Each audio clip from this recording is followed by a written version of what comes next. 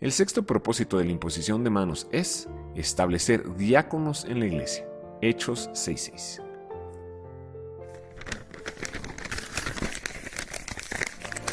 Estos 7 hombres fueron presentados ante los apóstoles, quienes oraron por ellos y les impusieron las manos.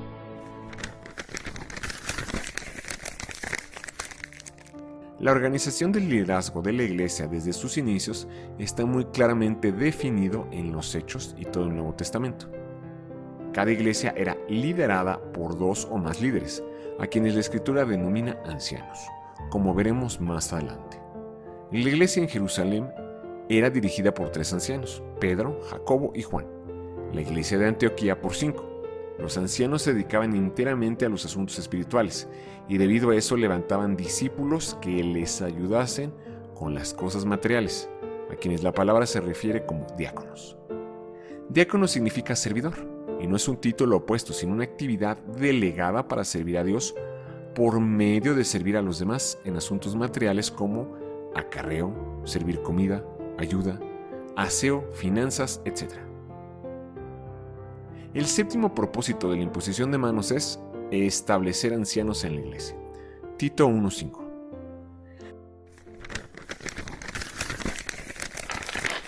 Te dejé en la isla de Creta para que pudieras terminar nuestro trabajo ahí y nombrar ancianos en cada ciudad, tal como te lo indiqué.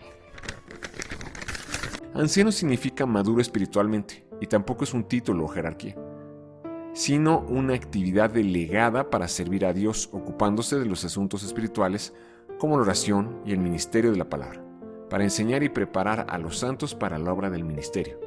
Anciano es lo mismo que obispo. Anciano se refiere al carácter del servicio, mientras que obispo se refiere a la responsabilidad del siervo, la cual es supervisar, gobernar, predicar, enseñar y pastorear, dirigiendo a los creyentes para que realicen la obra del ministerio. La iglesia debe ser gobernada por varios ancianos, de los cuales saldrán apóstoles. El octavo propósito de la imposición de manos es enviar misioneros. Hechos 13:3.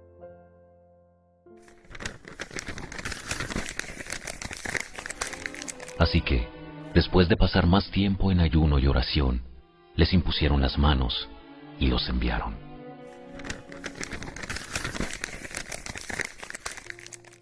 Una vez establecidos ancianos y diáconos, se debe imponer manos de entre los ancianos que el Espíritu indique, para enviarlos como misioneros a levantar iglesias a donde Dios los dirija.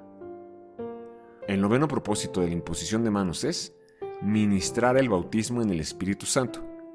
Veamos 3 ejemplos en el libro de los Hechos y cómo lo hicieron. 2 apóstoles a los creyentes en Samaria. Hechos 8 del 15 al 17.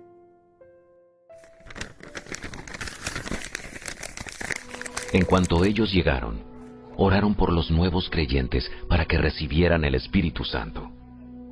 El Espíritu Santo todavía no había venido sobre ninguno de ellos, porque solo habían sido bautizados en el nombre del Señor Jesús. Entonces Pedro y Juan impusieron sus manos sobre esos creyentes y recibieron el Espíritu Santo.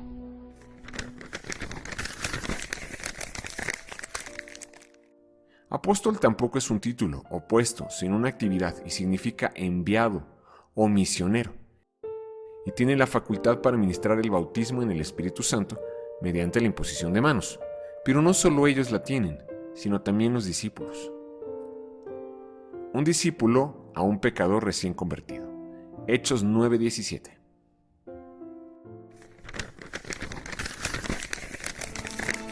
Así que Ananías fue y encontró a Saulo, puso sus manos sobre él y dijo: Hermano Saulo, el Señor Jesús, quien se te apareció en el camino, me ha enviado para que recobres la vista y seas lleno del Espíritu Santo. Pablo fue bautizado con el Espíritu Santo por un discípulo y, después que fue enviado, su ministerio era no solamente predicar y bautizar en agua, sino también ministrar el bautismo en el Espíritu. Un apóstol a 12 creyentes. Hechos 19 del 6 al 7.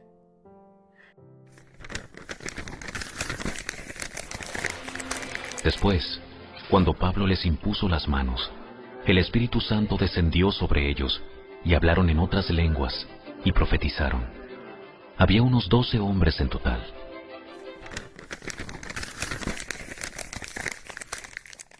El bautismo en el Espíritu es algo que debemos tener todos los creyentes. Puede venir por la imposición de manos de un discípulo o de Dios directamente. También podemos tenerlo pidiéndole en oración. El 10º propósito de la imposición de manos es ministrar dones espirituales. 1 de Timoteo 4:14, 2 de Timoteo 1:6. No descuides el don espiritual que recibiste mediante la profecía que se pronunció acerca de ti, cuando los ancianos de la iglesia te impusieron las manos.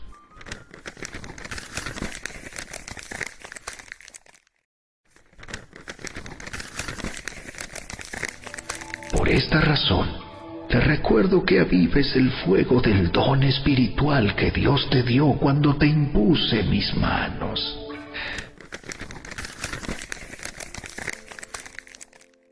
Todos los creyentes tenemos por lo menos un don espiritual dado por el Espíritu Santo.